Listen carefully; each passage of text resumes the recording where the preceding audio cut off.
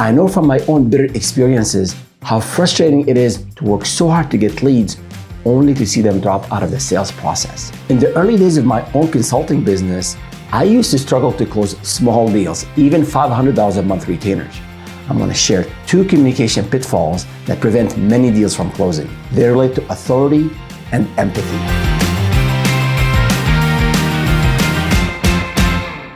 Let's start with the role of authority in the sales process. See, the entire reason people are talking to you, the entrepreneur, the business owner, the consultant, is because you possess some level of expertise in a specific field. If you don't communicate this superior knowledge, this up-to-date knowledge with authority, leads are not going to talk to you. So let me share with you 5 ways you can demonstrate authority.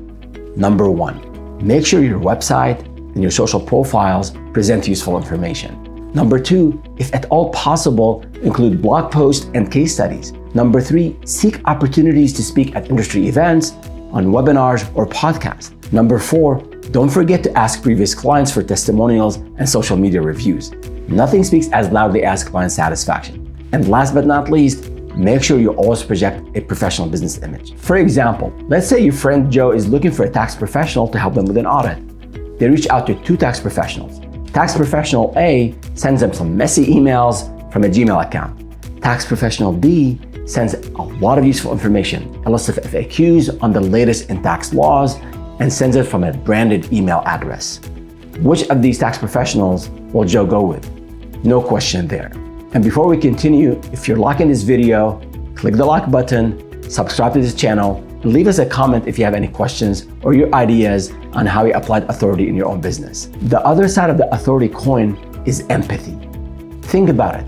We've all experienced pushy salespeople. The classic example is a car dealer who applies high-pressure tactics without regard to any of your preferences. It puts you off and you never want to buy from them. Lack of empathy from a consulting or services perspective could be as damaging. For professional services, empathy doesn't mean being nice. It means really listening to the lead and putting their needs first. As a B2C example, let's say you're a financial advisor and you have a lead who's interested in investing in renewable energy. Focus on that desire. It doesn't matter how successful your firm is in other types of investments. What matters is what the lead wants, renewable energy. And definitely don't steer them in investing in oil because you get a higher commission. Now let's look at empathy in a B2B scenario.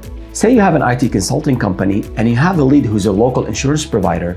They're looking to upgrade their cybersecurity systems. How will you approach this potential client? Will you lead with the bells and whistles and what you think is important? Or will you take the time to listen carefully to the needs of the various stakeholders? And will you speak in technical terms to the CTO, and in financial terms to the CFO, and in business terms to the CEO? Now, whether it's the car dealer, it's a financial advisor, or the IT consulting company, it all comes down to empathy. Putting yourself in your lead's shoes and making sure you're listening, you're paying a lot of attention to their pain points, to their desires, and their needs, and mapping those to your solution. If you want to be successful as a consultant, as a service provider, technical knowledge will never suffice on its own.